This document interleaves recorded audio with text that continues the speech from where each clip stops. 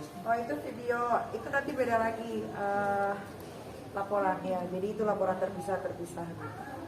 Jadi artinya akan ada berapa laporan? Berapa bang?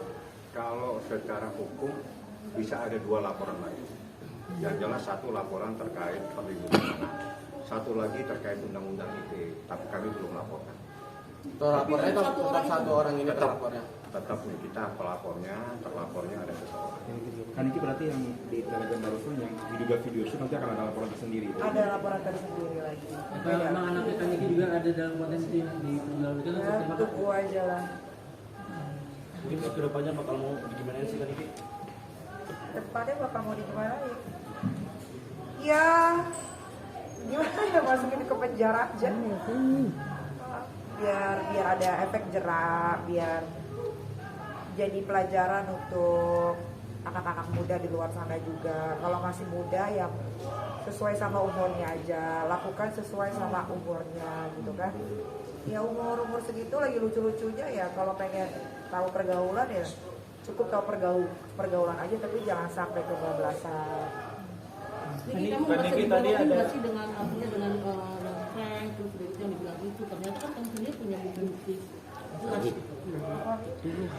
Kalau kami sih gini, jadi gini, dalam persoalan ini kita nggak masuk kepada persoalan-persoalan di luar hukum ya. Jadi yang jelas setelah kami pelajari ini ada dugaan tindak pidana kejahatan. Artinya tindak pidana kejahatan yang diatur dalam Undang-Undang Perlindungan Anak dengan ancaman hukumnya minimal 5 tahun dan maksimal 15 tahun. Ada lagi Undang-Undang Kesehatan, ada lagi KUH pidana, dan itu ancamannya di atas 4 tahun. Jadi kami tidak masuk kepada persoalan-persoalan lagi. Dia mau cerita apa saja silakan. Yang jelas hukum itu tegak lurus. Tidak akan bisa lari kemana mana. Saya kejar kamu di mana saja. Itu saja yang harus. Pertanyaan yang diajukan ini tetap lanjut saja. Pertanyaan tadi 22 yang ini ada tadi saksi ada sekitar 30-an, ada lagi 20, ada jadi 1, 2, 3, 4, 5 tadi saksi. Kan ini kenapa membawa Kak Yolo sama Cindy dan lain-lain untuk menjadi saksi? Kenapa membawa Cindy dan Yolo? Karena Cindy adalah tempat online-nya itu anak ya.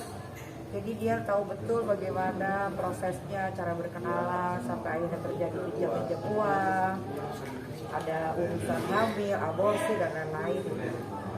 Ini kayak aku juga sempat kontakkan sama Sus ini, katanya dia juga punya beberapa bukti-bukti yang yang seputar masalah ini, termasuk soal aborsi. Gimana? Ya makanya kan dia jadi saksi. Kalau itu sudah disampaikan di dalam proses pemeriksaan dan dengan data-data yang ada.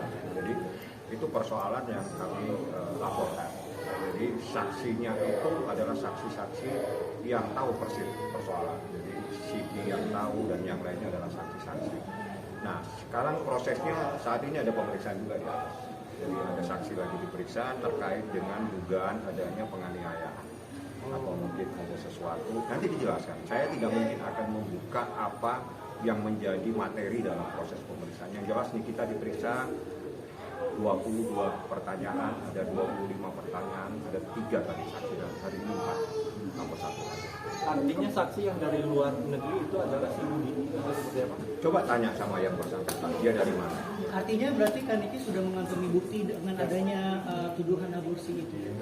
Kalau itu, ya gini, jadi berdasarkan data yang ada, kami punya bukti. Bukti itu harus di-cover dengan bukti yang lain. Nah, itu menjadi materi proses pemeriksaan. Dan unit PPA ahlinya di bidang ini, karena ini adalah tindak pidana yang diatur dalam Undang-Undang Perlindungan Anak.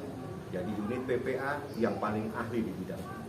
Bagaimana dalam memproses dugaan terkait tindak pidana ini. Karena gini, apapun yang terjadi ini ada anak di bawah umur dan tunduk pada Undang-Undang Perlindungan Anak. Anak yang di bawah umur menjadi tanggung jawab orang tuanya sehingga orang tuanya punya hak untuk melaporkan. Dan ini pembelajaran buat semua. Jangan takut membuat laporan di kantor polisi untuk melindungi anak sendiri. Begitu nih kan. Dan Niki ke depan mungkin akan mendampingi kalian lagi secara langsung atas kasus ini kan Niki? Ya pasti kalau diminta ya pasti hadir. Kalau diminta pasti mendampingi. Tadi sebagai bukti, misalnya selama ini kan Niki dibilang nggak peduli anak segala macam, tapi jadi bukti akhirnya kan Niki sebenarnya sebagai ibu punya insting juga untuk melindungi. Kalau nggak peduli itu nggak mungkin dari bisa hidup sampai umur 17 tahun, gimana sih? Nggak ngerti gue. Sejauh ini LM udah ada komunikasi ke Kaniki? LM tuh apa? Loli. Oh, nggak ada. Nggak usah hubungin lah, nanti aja di sini bentar lagi kan juga dipanggil. Mi, tadi kan terkait pinjaman uang yang sering meminjam uang, mungkin ada laporan kah yang masuk ke Mimi sendiri terkait pinjam meminjam uang senilai? Ada, tapi itu bukan hal yang penting lah ya. Kalau duit masih bisa dikembaliin, tapi kalau udah menyangkut masalah yang dari bayi sampai besar gue jaga dengan baik, tiba-tiba direnggut oleh orang lain, ya itu yang bakal gue perjuangkan. Kalau masalah uang gak ada urusan. Berarti Mimi sempat mengganti pinjaman? Iyalah kalau ganti. Berarti Duit Kaniki, mah nggak seberapa, Bo. ya, berarti Kaniki kemungkinan kedepannya juga akan membuka kembali pintu maaf untuk LM. Kalau misalnya kita maaf seperti apa? Iya. Gini. Kalau seorang ibu, Anda tanya kepada semua orang ibu, pasti akan memaafkan anak. Apapun yang dilakukan oleh anak, pasti akan dimaafkan. Tapi persoalan hukum adalah persoalan tersendiri. Siapapun yang terlibat, pasti akan berurusan dengan kita. Ini genderang perang sudah ditabuh sama kita. Ikutin saja gimana. Ini tidak main-main. Pasal ini kita lapis-lapis untuk melindungi seorang anak yang berumur 16 tahun. Ingat, pada saat kejadian umurnya baru 16 tahun, sekarang mau 17 tahun. Itu adalah anak yang harus mendapatkan perlindungan dari orang tuanya. Jadi ini adalah tindakan seorang orang tua untuk melindungi anak. Ini bukan main-main. Tidak gampang Niki datang dari rumahnya membuat sebuah laporan. Kalau dia tidak sayang sama anaknya, dia tidak berdiri di sini. Itu yang harus dipahami. Oke. Nanti kan keluarga akan dipanggil nih Bang. Pasti dipanggil. Siapapun yang terlibat pasti dipanggil oleh Nah polisi. itu kan harus ada pengawasan orang tua atau keluarga. Ya, ini orang tua. Kami kita nanti akan Ada. Ada, ini kita yang ngawasi. pemanggilan. Ada. Teknis itu. Oke. Kaniki ini kan terkait juga anak di bawah umur. Apakah nanti akan meminta bantuan dari Komnas Anak? Nggak perlu, nggak penting. Komnas anak-anak itu nggak ada kerjaannya deh. Ini kalau sekarang keadaannya di mana nih? Nggak tahu. Bantulah. Kaniki mungkin kalau boleh tahu saksi yang dipegang ini apa aja? Itu materi pemeriksaan. Sekali lagi saya katakan, itu menjadi bahan yang ada di atas. Kalau semua materi saya buka di dalam ini, kami tidak etis secara etika. Karena ada hal-hal, apalagi terkait dengan Undang-Undang Perlindungan Anak itu sifatnya harus tertutup. Tidak boleh semua dibuka. Yang saya beritahu saja, ini adalah kejahatan. Ya. Dan ada ancaman minimal 5 tahun, maksimal 15 tahun. Kita juntukan dengan Undang-Undang Kesehatan, kita juntukan dengan pasal KUH pidana. Jadi seperti itulah pasal-pasal. Materinya tanya di atas. Kalau atas menjelaskan, itu hak mereka. Saya nggak punya hak. Paham ya?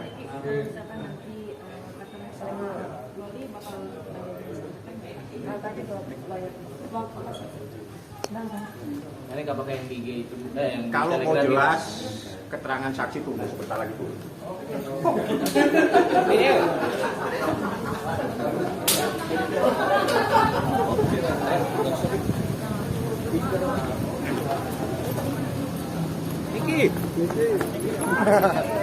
Artinya setelah apa mengetahuinya sih Kak Niki soal ini. Nah, saya marah Iya, saya marah kan Niki. saksi-saksi ini Kak. Kak, seberapa tahunya Kak? Tahu. Niki. Oke, makasih kan Niki.